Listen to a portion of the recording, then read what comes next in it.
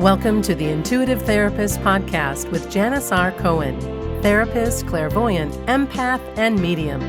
Listen in as she takes a no-nonsense deep dive into real human struggles and how to resolve them.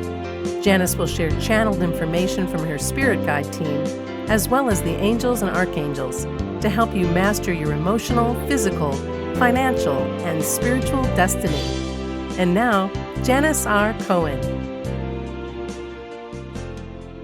Hey y'all, this is Janis Cohen, the Intuitive Therapist, here on the Intuitive Therapist Podcast. I have to tell y'all, I've really enjoyed creating this content, and I'm very happy to talk about what I'm happy to talk about today. So today we're going to be talking about seeking happiness, okay? And the topic of this week's episode is, are you seeking happiness? Stop and seek this instead. I loved creating the content. Can't wait to share with you. So here goes. So let me just ask you, if you were to ask most people what their goal in life is, what would you say? What is everybody's goal, right? You'll probably say, to make a lot of money, to get married, to have kids, to do this, to do that, to have this, to have that. Seems like for the most part, most people's goal in life is to have happiness.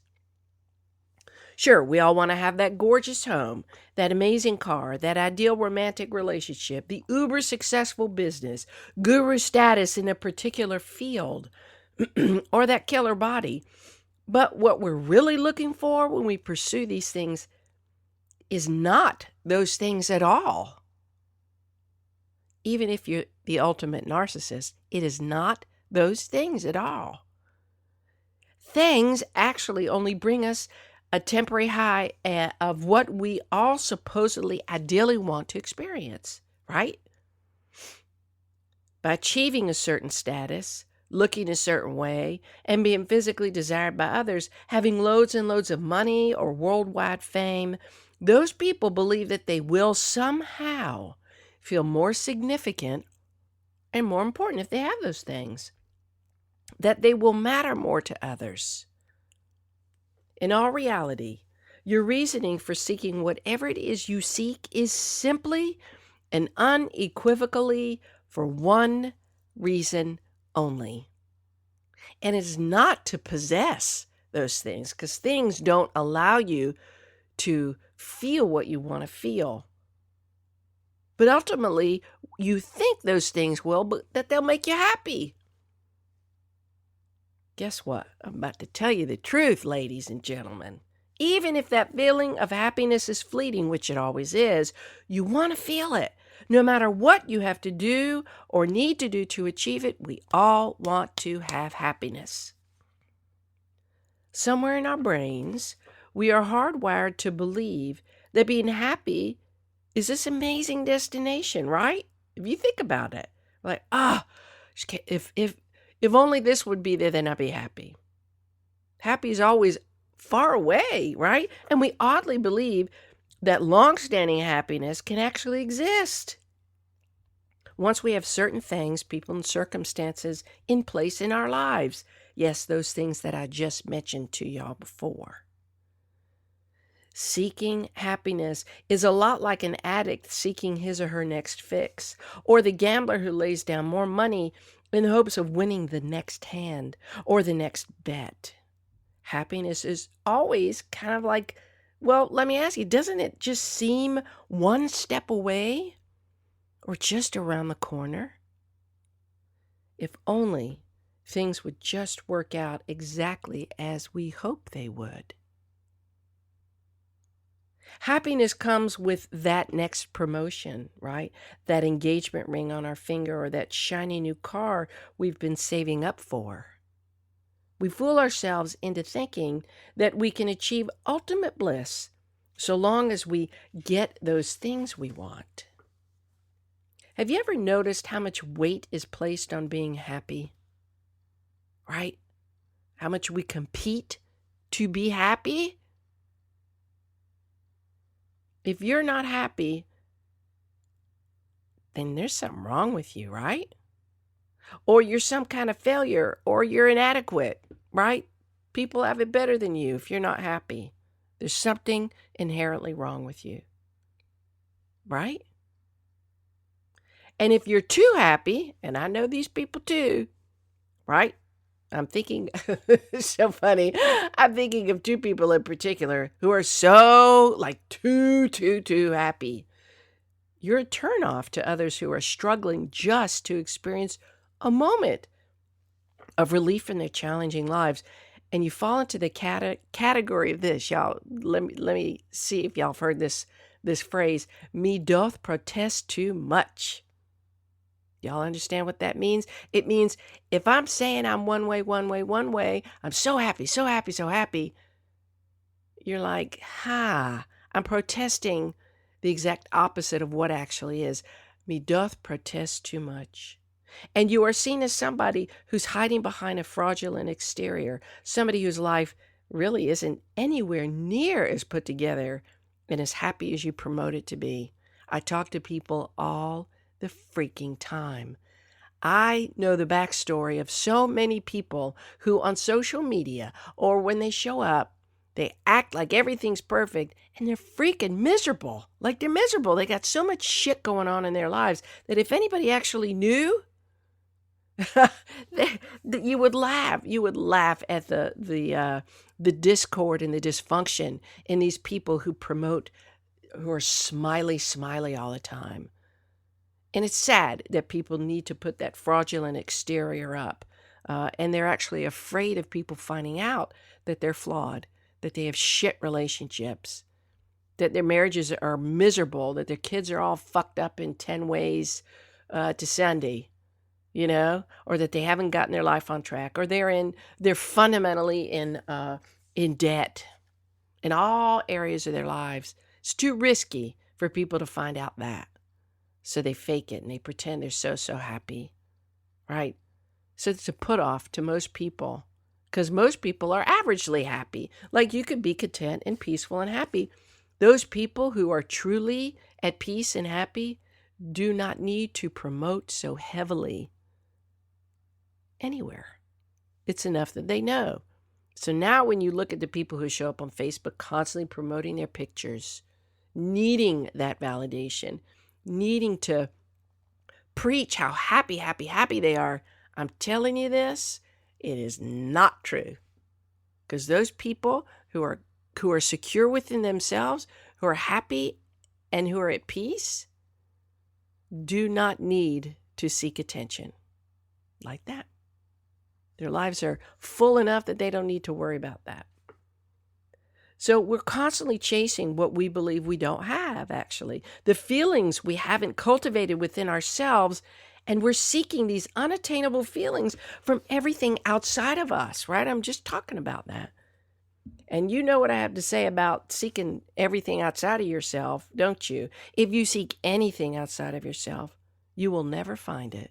You will never be filled up. Ever. Nothing but you can fill yourself up. So this incessant and gnawing quest for happiness leaves us all feeling anything but happy, right? Here's the deal, y'all. Y'all know I shoot straight. And I bet some of you will disagree with me. And you know what? I don't really care. It's fine with me. I love you. But I don't care that you differ with my opinion. Here's the deal. This is true. And after I say this next sentence, I want you to pause and I want you to really think about this. Happiness does not last. We have moments of happiness. The majority of life is challenging, hard, it can be shitty, and happiness are droplets in moments in life.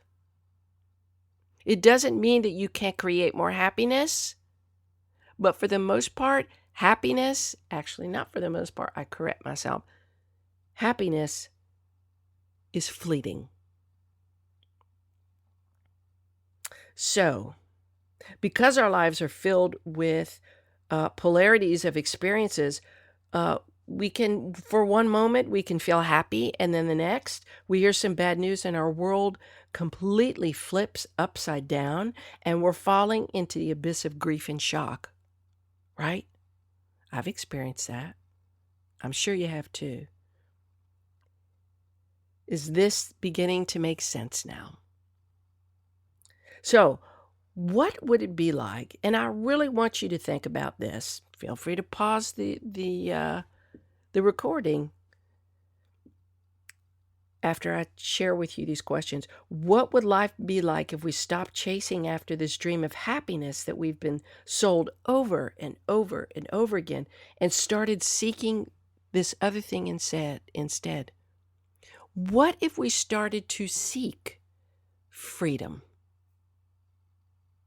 The way I see it is that the feeling of freedom is an umbrella feeling for all of our desires to have particular feelings, okay? So if you imagine an umbrella, whatever color, design you want, maybe it's black, maybe it's purple, maybe it's pink polka dots, maybe it has unicorns on it, maybe it has, I don't know, whatever it is, umbrella. And this umbrella is called freedom. Underneath it, right, there are all these other feelings that lead to a sense of freedom, happiness, peacefulness, being fulfilled, feeling purposeful, helpful. You can add whatever other words you want, right? And any other feelings you want to add underneath this umbrella of feeling freedom. I always tell people listening to music, I always tell people that for me, listening to music and dancing makes me feel happy. But the truth is this, that once the awesome song ends and I stop singing and dancing, I stop feeling that level of happiness that I did in that moment.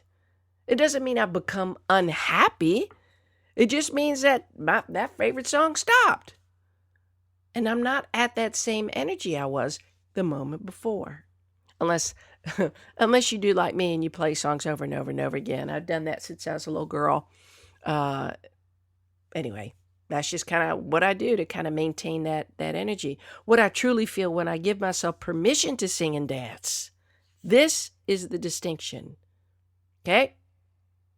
So happiness lasts in moments, but when I give myself permission to sing and dance, and everyone in my family, all my friends know this about me, my boyfriend knows this about me, I sing and dance to every single song, y'all. And what I truly feel when I sing and dance isn't just happiness. It's complete freedom. The joy I experience leads me to my ultimate outcome, goal of feeling free.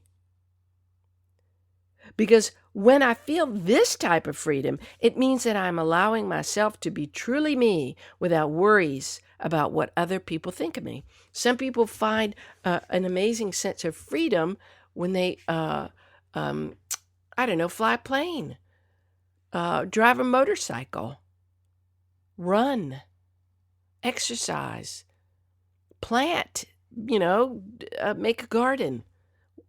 Some people feel completely free. And the reason why they feel completely free is because they are completely being true to themselves and they don't care what other people think. True freedom is felt not when you have all of these things in place that I talked about. Job, money, car, relationship, blah, blah, blah.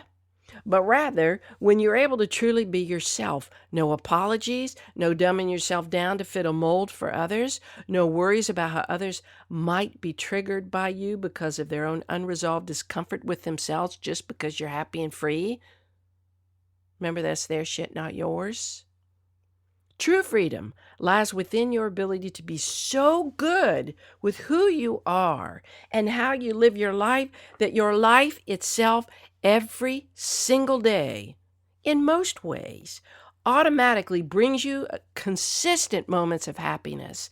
Enough of those moments that foster the feeling of being truly free. I'm going to say this again. This is huge for you to hear today. If you don't hear anything but these few lines that I'm about to share with you, here it is. This is your takeaway. True freedom lies within your ability to be so good with who you are. You are good with who you are. Humbly, not arrogantly, humbly, and how you live your life. That your life itself, every single day, in most ways, automatically brings you consistent moments of happiness. Enough of those moments that foster the feeling of being truly free. Y'all, I have to say, I think that's one of my most favorite things I've ever said. And that's why I'm saying it again. I've said it again. It's because I know it to be true. True freedom is within you. It is of you, not anything else outside of you. True freedom doesn't cost a freaking dime. True freedom requires no specific circumstance or item or person to be in existence. It simply exists because you are so in love with yourself, flaws and all, that you emanate all of the other feelings that you are so desperately searching for.